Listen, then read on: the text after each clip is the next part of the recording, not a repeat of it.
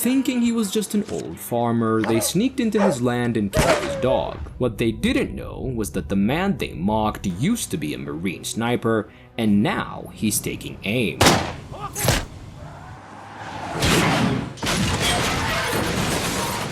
In Mexico, a young boy named Miguel lives with his mother Rosa. One warm afternoon, as she prepares food in their small home, Rosa receives a sudden call from her brother Carlos. He explains that a powerful cartel was after him because he stole a large sum of their money. Desperate and terrified, he pleads with her to find the cash that he hid for her and to flee Mexico before it's too late. Van a querer poner un ejemplo. Van a ir por ti. Moments after the call ends, the cartel captures Carlos. Their ruthless leader, Mauricio, searches through Carlos's phone and notices Rose's name among the recent contacts. That alone was enough for him to confirm that she knows something, and without hesitation or mercy, they execute Carlos. Hasta el cartel, Carlos.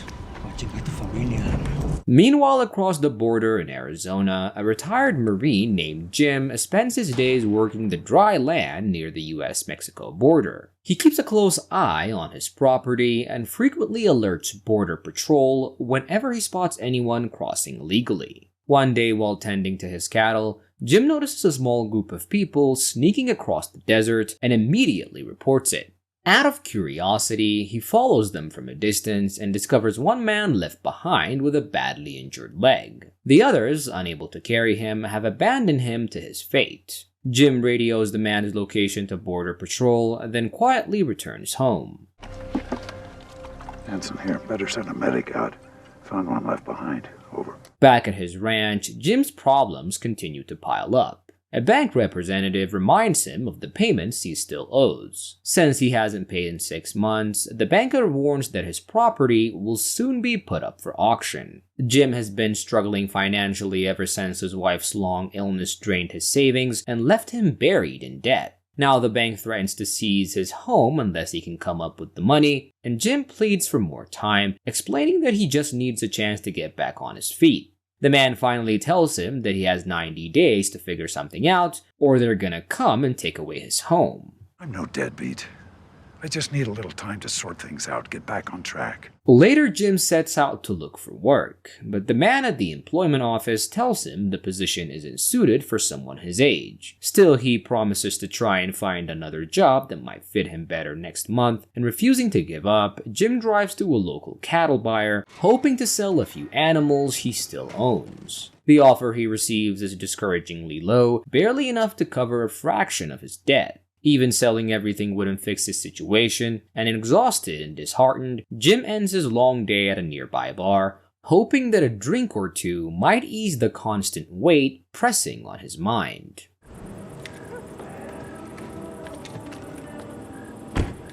The bartender, concerned by his tired expression, calls his stepdaughter Sarah, who works for Border Patrol, to let her know something might be wrong with him. Sarah soon arrives and sits beside him, and they talk quietly for a while, and Jim finally admits that he's been drowning in debt and is on the verge of losing his home. As the night goes on, he orders another round of drinks, but Sarah stops him, and she drives him back to his ranch, making sure he gets home safely.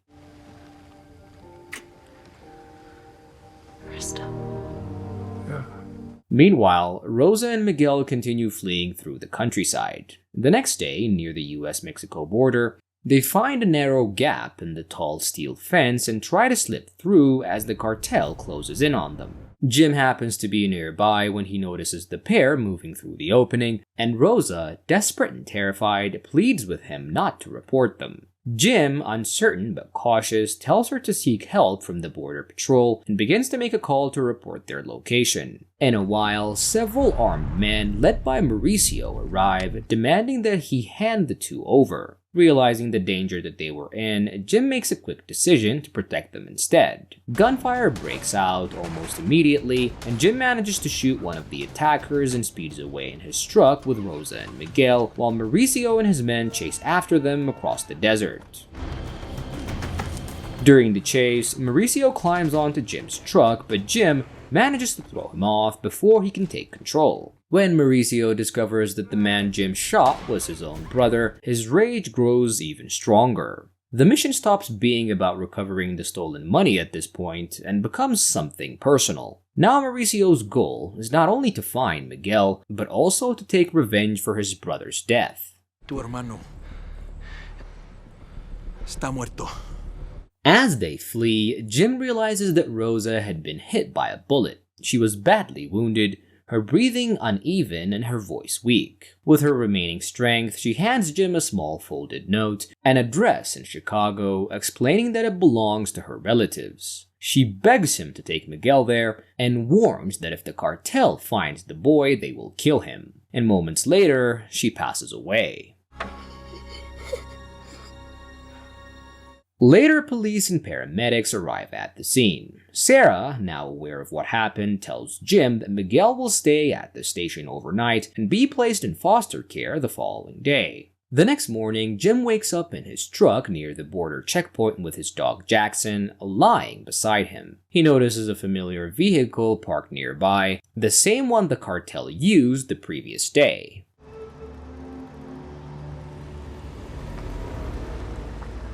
Inside his truck, he finds a bag Rosa left behind and opens it to discover it filled with cash. As he looks at the blood-stained fabric, memories of Rosa dying beside him return in sharp detail. The money no longer feels like a way out of his problems, and it now represents her final wish, a duty that he cannot ignore. Remembering her last plea, he starts his engine and drives back to find Miguel. God damn it. Jim hurries to the border station to check on the boy. When he arrives, an officer informs him that Miguel was about to be handed over to his supposed relatives in Mexico, but something felt wrong. Looking through the window, Jim immediately recognizes the men outside. Keeping calm, he asks the officer for a few minutes to speak with Miguel alone. The officer agrees and allows him inside, and once in the room, Jim acts quickly. He quietly leads Miguel down the hallway, slipping out a side door without drawing attention. Together they disappear into the sunlight, beginning their escape once more. Outside, Mauricio stands silently in the parking lot, watching as Jim's truck disappears into the distance with the boy. His expression hardens with anger, and in that moment, he decides what must be done. He will cross into the United States, track them down, and kill them both. Back in Arizona, Jim stops briefly at his ranch. He gathers a few clothes, weapons, and what little cash he has left, and then prepares to leave. When he returns to his vehicle, he realizes that Miguel has run off. At the same time, Mauricio and his men begin crossing the border illegally. The border officer who spots them hesitates, recognizing immediately that these men are cartel enforcers. Fearful for his life, the officer allows them to pass without resistance. Unfortunately, Jim finds Miguel not far from the ranch and warns him that if those men catch him, they will kill him without mercy. And together, they set off toward Chicago. Doing what your mother asked. Taking you to your family in Chicago. As they drive, Jim tells Miguel that he is taking him to Chicago, but the boy remains silent. Jim assumes Miguel cannot understand him, and meanwhile, after crossing into the United States, Mauricio drives directly to Jim's property. He breaks into the house and searches every room until he finds several credit card receipts and an old Marine Corps badge. The discovery reveals everything he needed to know, and Jim was not just a rancher but a trained Marine, which makes him a far more dangerous opponent. Mauricio pockets the badge and orders his men to burn the house down, and moments later, the property is engulfed in flames.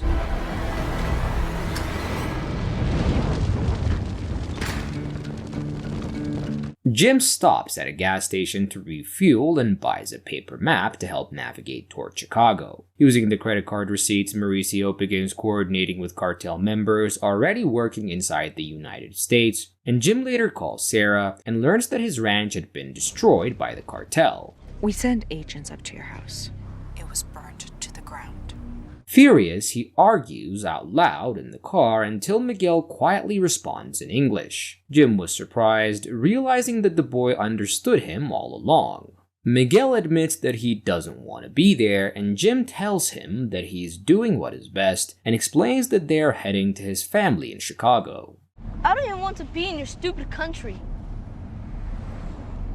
However, the credit card payment Jim made at the gas station gives away his location. Mauricio receives the alert within minutes and races there with his men. When they arrive, Mauricio enters calmly and questions the cashier about where Jim went. When she refuses to help, claiming she doesn't know anything, without hesitation, Mauricio draws his gun and shoots her before leaving. After reviewing the gas station's security footage, Mauricio discovers that Jim is traveling east. Later, Jim's truck breaks down and he takes it to a nearby garage. The mechanic apologizes, saying that they're closed for the day, and with nowhere else to go, Jim takes Miguel to a small diner nearby, and for the first time they truly talk. They introduce themselves properly, and Jim asks why those men were after him. Miguel explains that his uncle got into some serious trouble with the cartel, and now they're being hunted because of him. And when Jim asks about his father, Miguel quietly says that he died before he was born. And that night, they end up sleeping inside Jim's truck. Jim. The next morning, Jim wakes up and finds that Miguel and Jackson were gone, and a moment of panic sets in before he sees them returning with groceries Miguel had bought nearby. Relieved, Jim gets his truck repaired and they continue their journey. If I were you, I'd get the whole thing replaced when you get back home, wherever home is. Jim and Miguel drive using the map he bought earlier, and Mauricio and his men are soon alerted to Jim's current location after he pays for the car repair, and they head in that direction. On the road, Jim and Miguel begin growing closer, talking about Jim's own trip to Chicago when he was young. Their moment of calm is interrupted when a police car appears behind them, flashing its lights and signaling for them to pull over. The officer approaches and asks for Jim's identification. Jim remains composed, explaining that he's carrying a legally registered firearm and can show the paperwork to prove it. The officer, however, appears suspicious and takes the gun, saying he also wants to question the boy in the vehicle. Uneasy, but cooperative, Jim agrees and follows the officer toward the patrol car. Go ahead and have a seat in the back. Once inside, Jim notices the officer speaking quietly into his phone, trying not to be overheard. It becomes clear at this point that this is not a normal traffic stop. Jim realizes the man is stalling for time, likely coordinating with the cartel. He asks the officer how much he was being paid to betray his badge, and when the officer pulls out his gun, Jackson jumps at him, and together they fight him off. Without hesitation, Jim knocks the officer unconscious and runs back to the truck and drives away before the cartel arrive. Miguel, back in the truck, now! A short while later, Mauricio and his men reach the scene. They find the officer barely conscious and demand to know where Jim went, but he couldn't give them an answer. In frustration, Mauricio shoots him dead. While searching the area, he finds Jim's roadmap and takes it with him, and from a distance, Jim and Miguel watch everything unfold. What is it? Where? I don't know! Later, Jim stops at a gun shop to buy a shotgun. He calls Sarah and learns that the person he shot was Mauricio's brother. Sarah urges him to bring the boy back, and Jim reluctantly agrees. As night falls, he and Miguel check into a small motel to rest. During the evening, they talk more and begin to understand each other better. When we get to Chicago, the first thing I want to do is eat a hot dog. And a few hours later, Jim wakes and takes Jackson outside for air. The moment he steps onto the cool night, he spots Mauricio and his men nearby. Jim hurries back to the room and quietly wakes Miguel and calls the police to report a false robbery, hoping to draw attention away. He helps the boy climb out the window and they move through the darkness into the nearby bushes. Jesus! You killed my brother! Moments later, the cartel burst into the motel room, finding it empty, and furious, Mauricio shouts into the night, promising to find Jim. Jim tells Miguel to wait in the truck while he goes back for Jackson. But by the time he returns, it was too late, and Jackson, loyal as ever, has faced Mauricio head-on, barking to protect his owner. But Mauricio raises his gun and kills him without hesitation. And it is here we hear the gunfire echoing throughout the night. The next morning, Jim and Miguel bury the dog in a quiet patch of land near the motel, marking the spot with a few stones. Later, Miguel confronts Jim after seeing the money in the car, accusing him of helping only for that reason. Hurt, Jim denies it, but Miguel storms off. Soon after, the boy returns and they both apologize before continuing their journey. I hope someday there's a funeral for my mother. Not long after, they stop at a small church, and Miguel kneels at the altar, murmuring a prayer for his mother, while Jim stands silently behind him. When the priest approaches and gently asks if Miguel is his grandson, Jim softly answers that he is not, explaining that he promised the boy's mother he would keep him safe. No, I knew his mother. She asked me to look after him. Later, Jim calls Sarah to tell her what was happening, and she pleads with him to hand Miguel over to the authorities, warning that things are becoming far too dangerous. But, unfortunately, Jim refuses, and he made a promise to Rosa, and he intends to keep it no matter what the cost might be. He explains to Sarah that he is heading to Chicago to deliver the boy safely to his relatives. So, what'd he say? Where's he headed? I don't know. As Jim and Miguel continue toward Chicago, Mauricio and his men keep searching for any clue that might reveal their location. Eventually, they find Jim's map in their car. On it, a red circle is drawn around Chicago, confirming their destination. Mauricio immediately contacts cartel members already based in the city, ordering them to be ready when Jim and the boy arrive. Hello. Yeah. No problem. Sometime later, Miguel finds Jim practicing with his rifle, and curious, he joins him, and Jim begins teaching him how to aim and shoot accurately and take apart and reassemble the weapon. Miguel tells him that when he grows up, he plans to kill those men for what they did, and Jim looks at him firmly and tells him that there is nothing exciting or noble about killing another person. He reminds him that his mother gave her life so that he can have a better one. Your mother died to give you a chance at a better life. Don't waste it. That night, Jim and Miguel take shelter beneath an old overpass. To stay warm, they light a small fire, feeding it with bundles of cartel money. The cash no longer matters to them, but survival does. By the next morning, they finally reach the outskirts of Chicago. While driving along a highway, Jim notices two suspicious men watching from an overpass above. He recognizes the danger immediately, and to protect Miguel, he turns off the main road and drives into the countryside, hoping to draw their pursuers away from the city. The cartel cars close in fast, and one vehicle pulls up beside them, and Jim swerves sharply, sending it crashing into the trees. He realizes the truck's radiator is failing. He keeps driving until they reach a remote open area, and then stops the vehicle. Driving on his military experience, Jim takes up a position with his rifle, steadies his breath, and fires. His shot hits the driver of Mauricio's car, flipping it off the road, and the vehicle crashes violently, leaving only Mauricio and two of his men crawling from the wreck. One of them opens fire toward Jim's position, and Jim grabs Miguel and pulls him along as they run toward an abandoned farmhouse nearby. They slip into a dusty old shed where Jim positions himself near a cracked window, and he tells Miguel that if anything happens to him, he must run as fast and as far as possible. Through the broken glass, Jim spots one of the cartel men approaching, and he steadies his rifle once again, squeezes the trigger, and drops the man instantly, and only two enemies remain.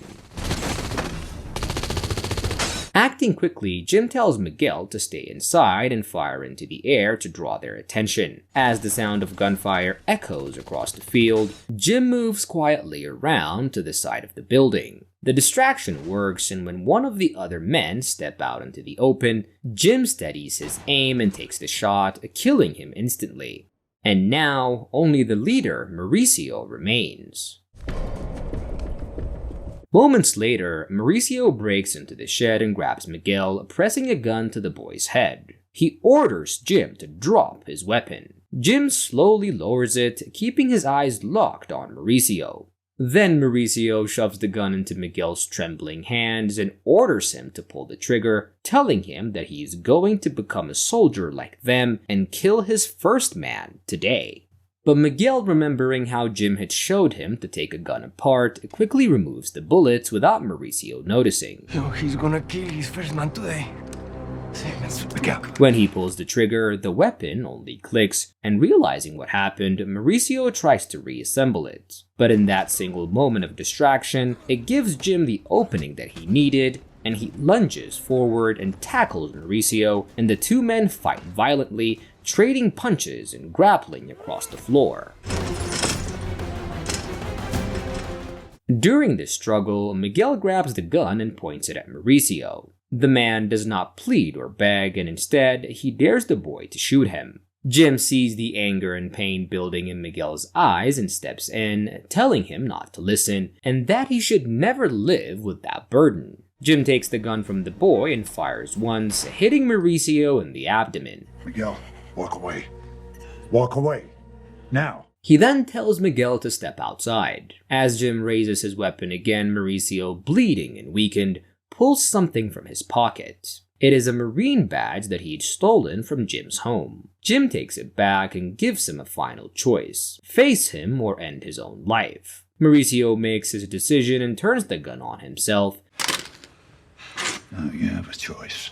And a single gunshot echoes through the quiet countryside. With the danger finally over, Jim and Miguel resume their journey. Before long, they reach the address written on Rosa's note, and Miguel knocks on the door, and it opens to reveal his aunt and grandmother standing inside. Before the boy can turn around to say goodbye, Jim quietly slips away. Jim boards a bus, clutching his wounded side. He takes a seat near the window, exhales slowly, and closes his eyes. The fight, the promise, and the long road behind him now seem to fade away. The bus pulls forward, and Jim rides off in silence, his mission finally complete.